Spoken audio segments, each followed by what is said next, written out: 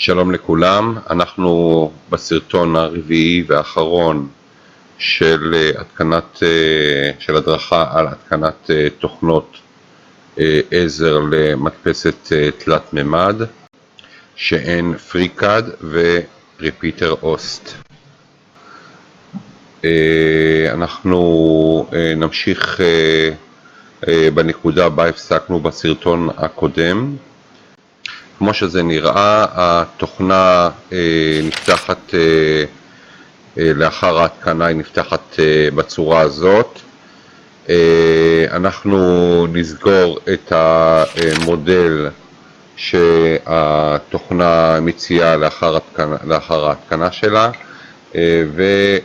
ונעלה את המודל שלנו, שכאמור בסרטון הקודם אנחנו אמרנו שנעלה אותו בתור דוגמה לתוכנה הזו. אבל לפני כן, עם העלאה של התוכנה הזו, אנחנו נעבור על כמה הגדרות בסיסיות שקשורות לתוכנה.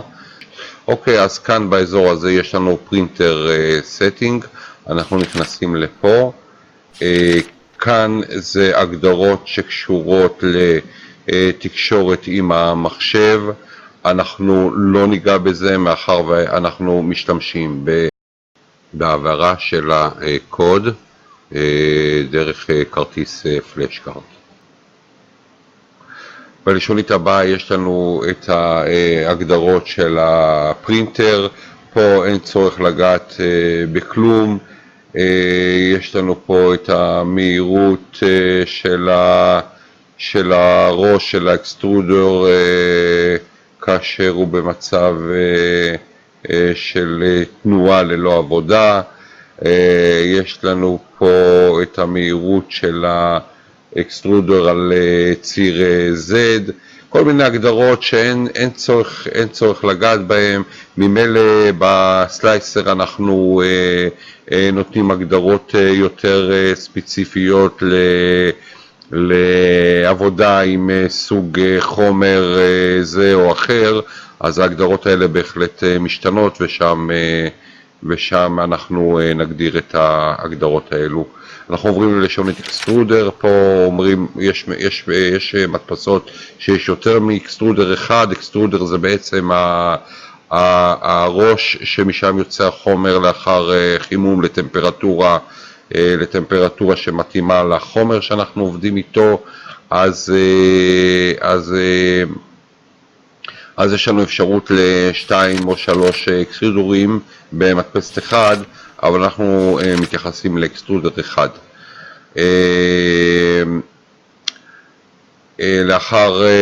ופה גם אנחנו קובעים את הצבע של הצפייה בתוכנה לגבי אקסטרודר מסוים. במקרה הזה זה כחול, אנחנו נשאיר אותו. יש לנו פה את הקוטר של האקסטרודר, שהוא, אני נוהג לעבוד עם אקסטרודר בקוטר 0.5, אני אשנה את זה פה ל-0.5. עוברים ללשונית הבאה, פרינטר שפ.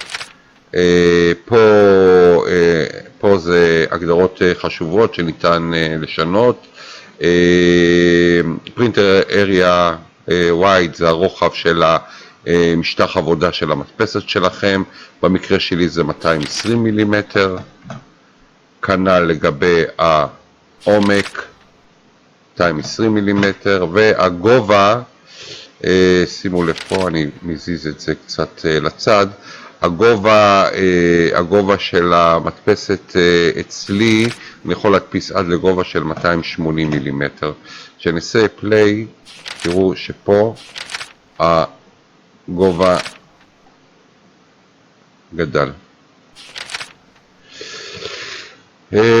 אוקיי, סקריפט ואדוונס לא רלוונטי בשבילנו. פה גם מראה לנו את המשטח עבודה. זה הכל. אוקיי, לוחצים אוקיי, ואנחנו מקבלים בעצם את ההדמיה של המשטח עבודה שלנו במדפסת. כרגע נעלה את הדוגמה שסרטטנו בפריקאד ונמקם אותה נמקם את המודל על השולחן עבודה של ההדמיה של המדפסת. אנחנו הולכים פה ל-Load ונחפש את מה שסרטטנו והעברנו ל-STL. הנה, Test for YouTube STL, Open, וזה התיבה שסרטטנו.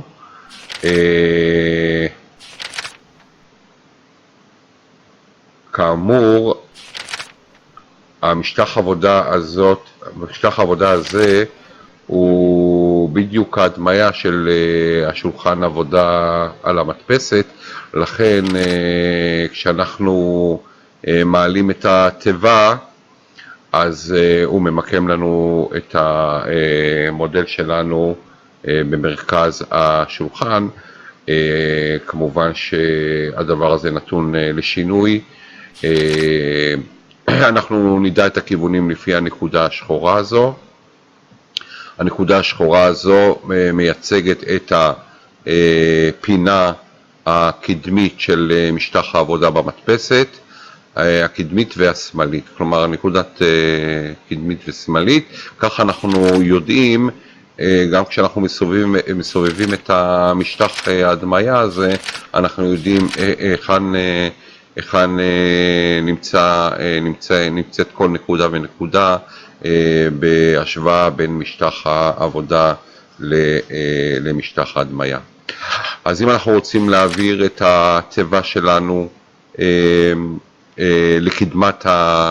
לקדמת משטח העבודה במדפסת, אני לוחץ לחצן ימני על העכבר ומשוטט עם המודל היכן שאני רוצה שהמדפסת תדפיס את המודל.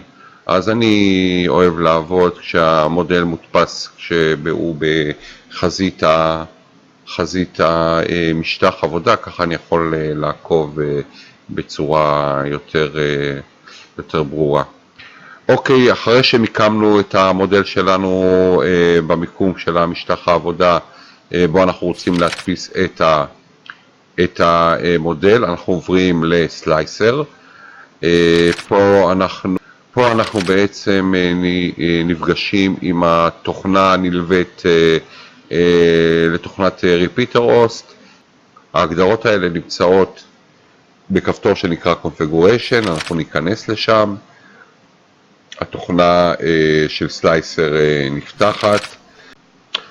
תוכנת סלייסר היא תוכנה שנלווית לתוכנת Repeater Host. Repeater Host היא תוכנה שבונה לנו את הקוד בשפת G-קוד להדפסה במדפסת תלת ממד. היא בונה את הקוד הזה בהסתמך על ההגדרות שאנחנו מגדירים בתוכנת סלייסר. בתוכנת סלייסר הזו יש לנו 3 לשוניות. בלשונית הראשונה זה הגדרת ההדפסה, print setting. יש בהגדרת ההדפסה מספר רב של הגדרות. אנחנו לא נעבור על כולם, אני אעשה סרטון נפרד לגבי ההגדרות של תוכנת סלייסר. יש לנו פה לשונית נוספת של הגדרת הפילמנט, זה בעצם חומר ההדפסה, שהוא משתנה כמובן מדרישה לדרישה. יש חומרים רבים להדפסה עם תכונות שונות. אז כאן אנחנו מגדירים למשל את טמפרטורת ההתכה של החומר, את טמפרטורת משטח העבודה של החומר, את קוטר החומר. ובלשונית האחרונה, printer setting, זה בעצם הגדרות שנוגעות למספר האקסטרודרים במדפסת השמת שורות קוד ב-G-Code, אם זה בהתחלה, אם זה בסיום, אם זה באמצע, כל מיני אפשרויות לשתול שורות קוד בזרימת ה-G-Code. אז כאמור אני אעשה לתוכנה הזאת סלייסר סרטון נפרד. אוקיי, אנחנו כרגע נסגור את זה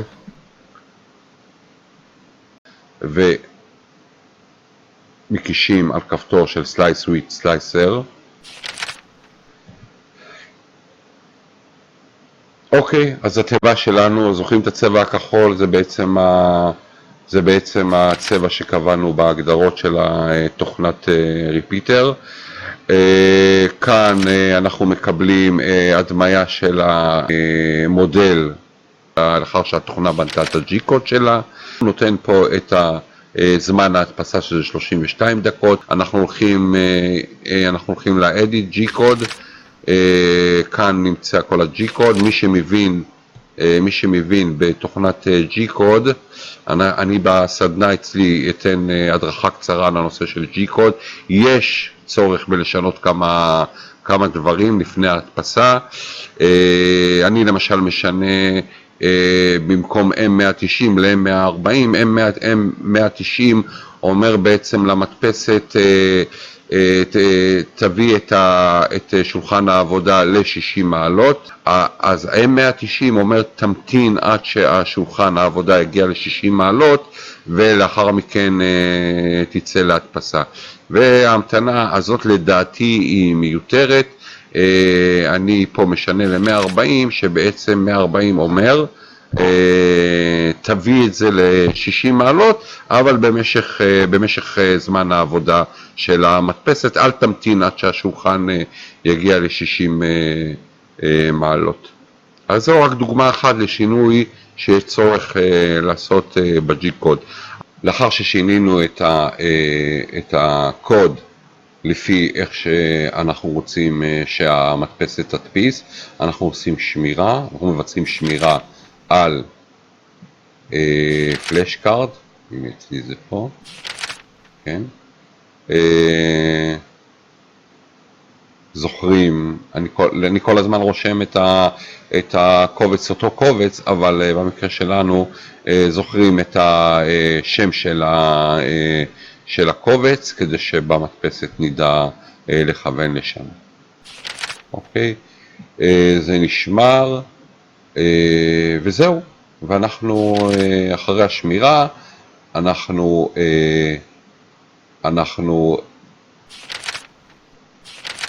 לאחר השמירה אנחנו מעבירים את הכרטיס פלאש קארד למדפסת, ושם אנחנו מבצעים העלאה של הקובץ, העלאה של הקוד למדפסת, והמדפסת תתחיל להדפיס את המודל. בכך סיימנו את 4 הסרטונים שמדריכים איך להוריד מהאינטרנט ולהתקין את התוכנות ריפיטר, אוסט ופריקד. בהמשך תוכלו לצפות בסרטונים על מוצרים שהדפסתי במדפסת תלת ממד.